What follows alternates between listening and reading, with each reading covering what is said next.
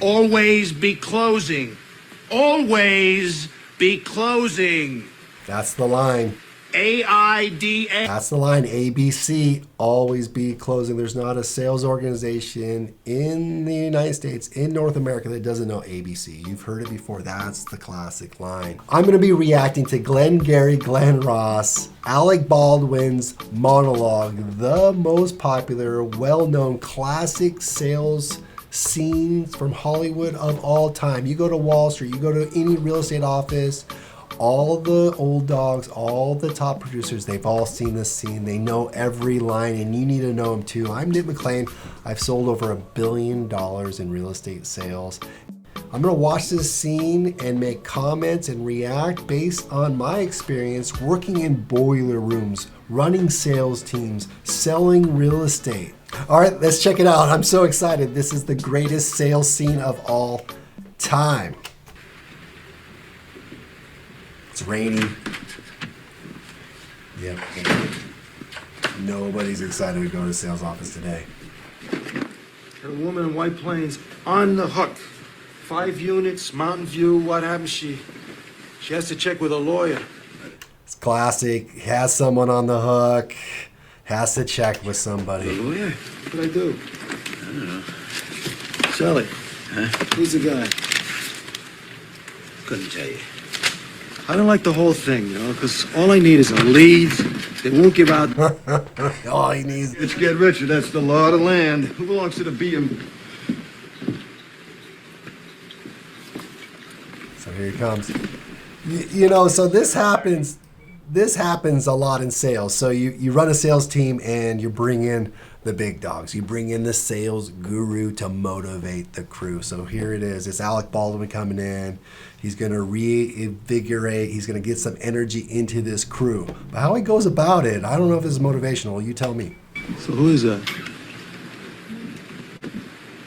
And where's Mr. Roman? Well, I'm not a leash, so I don't know, do I? People strolling in late, classic. Let me have your attention for a moment. Because you're talking about what? You're talking about...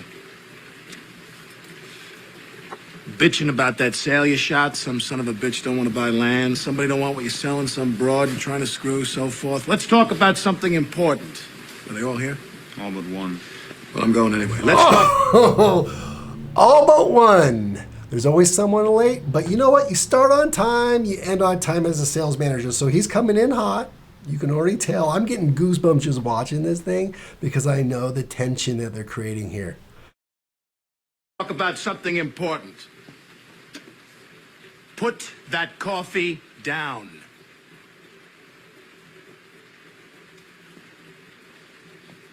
Coffee's for closers only.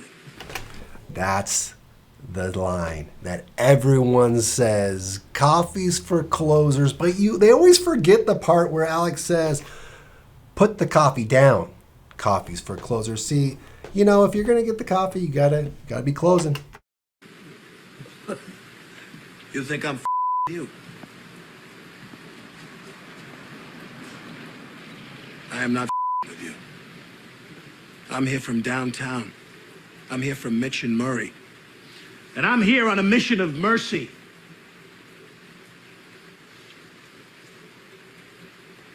Your name's Levine. Yeah. You call yourself a salesman, you son of a bitch? I don't gotta listen to this shit. You certainly don't, pal. Because the good news is you're fired.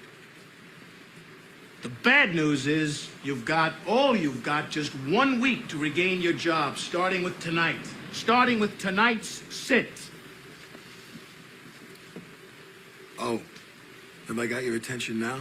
Now, this is classic too, and this is actually pretty realistic in that, you know, as a salesperson, you have to earn your job every single day in real estate sales, car sales, whatever it is. It's like every day if you don't make a sale, you don't get to eat. You can't pay your bills. And so what Alec's doing here is he's like, good news is you're fired. Well, you're fired every day. Every day you show up, you got to earn your job. Number one. Number two, the good news is you got 1 week.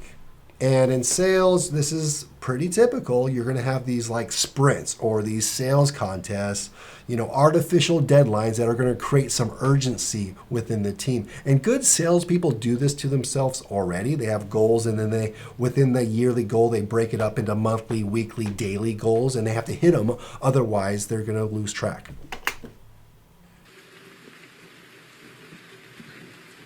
Good.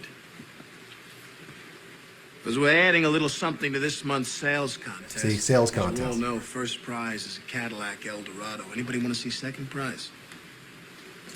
Second prize is a set of steak knives. So first prize, you get a car, and the second prize, steak knives. And nobody wants those stupid steak knives, but I think the point of this scene here, the point of what they're getting at, what Alec is getting at is, first place is what matters.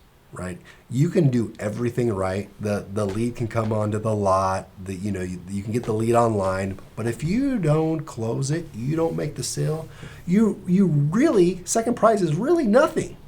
In fact, second prize is a set of steak knives you don't want anyways, and you're going to bring them home to your wife or your partner, and they're going to be like, "What the heck is that? What can I do with that? I can't even sell it to the pawn man and get $10." So Alec is giving you that tension of like, first place versus second prize, which is basically nothing. I mean, it really hits home to a salesperson.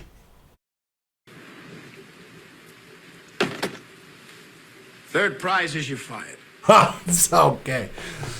That's kind of true. Second prize, you're fired too. Picture. You laughing now? You got leads. Mitch and Murray paid good money. Get their names to sell them.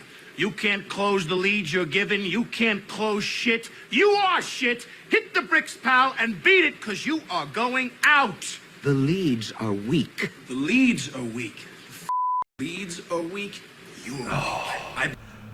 The leads are weak. I need better leads. That's pretty accurate. I've, over the last 15 years, I've ran sales organizations, and we generated a lot of leads online, and I'm sure you get leads too.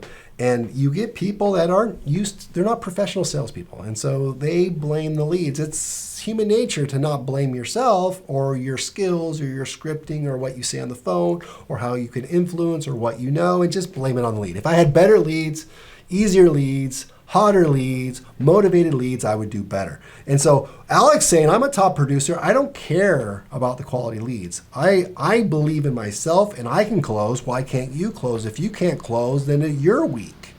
It's brutal. That's the thing about this speech is if you're in sales, this is a satire. This is a dark comedy for a reason. It's dark. If you've been in sales, you know how dark this is. This cuts deep.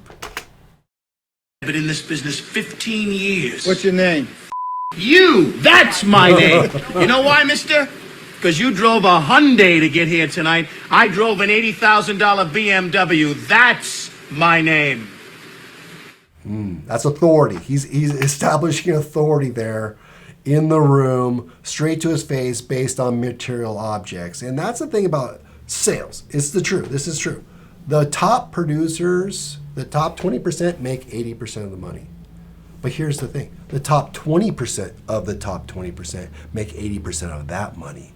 And that's when you get $80,000 cars. This was filmed a long time ago. That was a lot. That's like having a $400,000 today. That's like a Bugatti. He showed up in a Bentley Phantom, right? Black on black. That's what he showed up in. And your name is you're wanting. And you can't play in the man's game. You can't close them. Then go home and tell your... Now I've been in sales meetings for a long time. And this is coming in hot. This doesn't happen very often. In fact, you're going to lose a lot of sales agents. You're going to lose a lot of real estate agents if you come in this hot. So it's exaggerating, but have there been times where I came in a little hot? Like we have all these leads and we need to make things happen? Absolutely. But you can't do this all the time because the agents would leave you, right? So this is a last resort. Mitch and Murray sent the big dog in to make something happen down at this development. Otherwise, we're going to have to, get a new crew anyways. So it's a last resort. Life, your troubles. Because only one thing counts in this life. Get them to sign on the line which is dotted. You hear me, you f***s?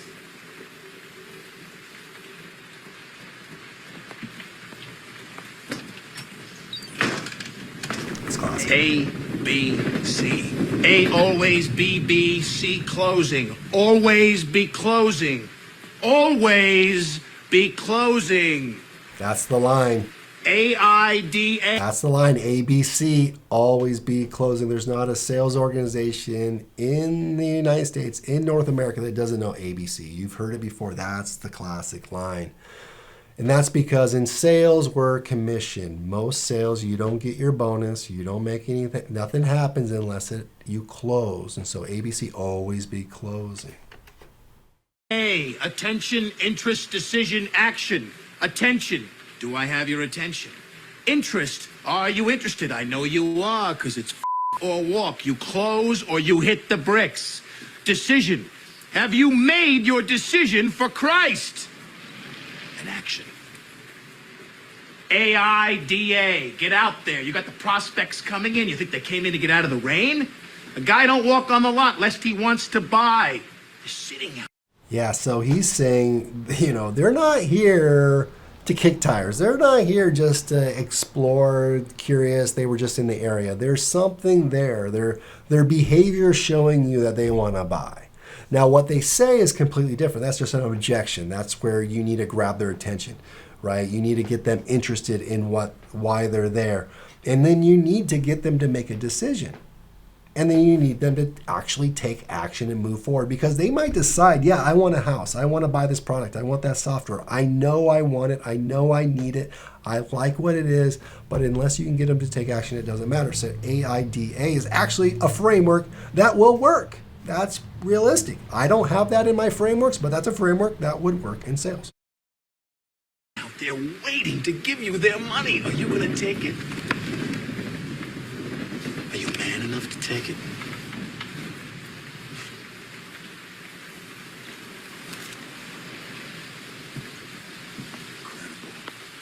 What's the problem, pal? You, Moss. You're such a hero. You're so rich. How come you're coming down here and waste your time with such a bunch of bums? You see this watch?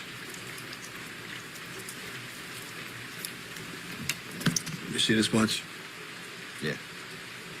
That watch costs more than your car.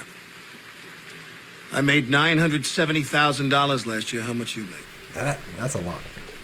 In the 80s, that's a lot. You see, pal, that's who I am, and you're nothing. Nice guy? I don't give a shit. Good father? You go home and play with your kids. You want to work here? Close. You think this is abuse? You think this is abuse? You can't take this. How can you take the abuse you get on a sit? Now, what's exaggerated here in this scene is the exaggeration that every salesperson is only in it for the money. And obviously, Alec is portraying the top salesperson, that his self-worth is tied to his material things, to his income, to his productivity, to his sales. He needs to be number one. Otherwise, his status goes down. He becomes insecure. He goes into depression, and it really hurts. And so other people have different value sets. Like this person, he's saying, being a good father, doing these other things, super important to a lot of people. And I think as time has evolved over the years, this is like in the 80s, that Wall Street era, that exuberance, that get the money at all costs mentality that we saw. That's kind of changed a little bit in the sales organization. People are looking for more balance. They're looking for money, but they're also looking for what money does for them and the freedom that it provides for them, and the independence they can have. And so he's not playing on those dichotomies, polar opposites, but he's actually showing you the deep, dark truth. Leave. I can go out there tonight. The materials you got make myself $15,000. Tonight, in 2 hours, can you? I believe he could. There's top salespeople that no matter where they go, it doesn't matter what marketplace they can do. Get mad, you son of a bitches. Get mad. You know what it takes to sell real estate? It takes brass balls to sell real estate.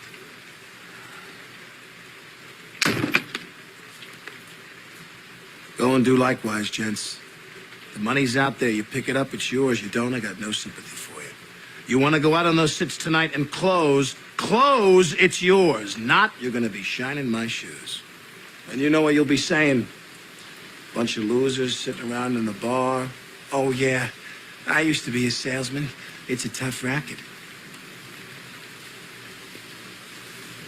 What I love about this scene, and what I love about the dark comedy, the satire of this is, it shows the dark side of sales, meaning what happens to the people that don't succeed in real estate. What happens to the people that don't make the sale, that don't like the confrontation, don't want to close, they don't want to sound scripty, they don't want to do the work. It's not for them, right? There's 1.6 million real estate agents in America right now. How many real estate agents have there been in the history of real estate?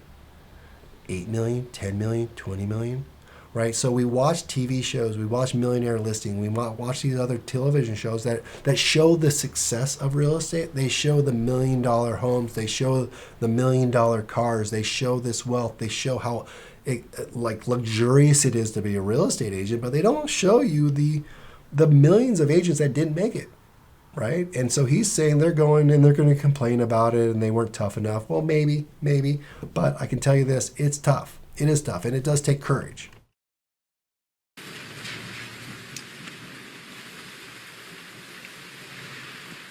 These are the new leads.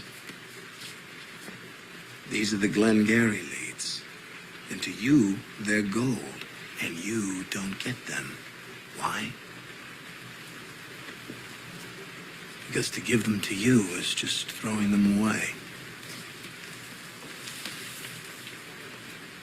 They're for closers. To give them to you is to throw them away. It's a classic line, and it's one that I take seriously in the fact that even if I gave an agent, even if you give me a perfect lead, you give me a perfect buyer, you give me a perfect seller, a motivated one, a willing one, a ready one, they're ready to sign, I could screw it up. I could absolutely screw it up. I could not call them. I could not respond to them. I could be rude to them. I could think I was the hero of the story, not them. That I'm not the guide, I'm the hero. I can go in there puffing my chest, being Alec Baldwin and being cocky, and they would not like me, not hire me. Absolutely, I can screw it up. And so what he's saying is the best leads on the planet can still be fumbled. And what he doesn't get at is he's talking about closing them, because the sales cycle, obviously, on this development, they're probably, if they leave the lot, you lost them forever. But the truth is, in real estate, it's a longer relationship, right? That you need to nurture, and to screw it up is to give up on it.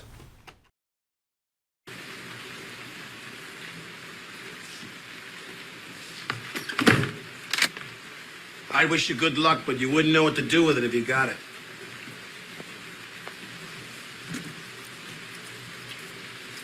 And to answer your question, pal, why am I here? I came here because Mitch and Murray asked me to. They asked me for a favor. I said, the real favor, follow my advice and fire your ass, because a loser is a loser. Not safe for work.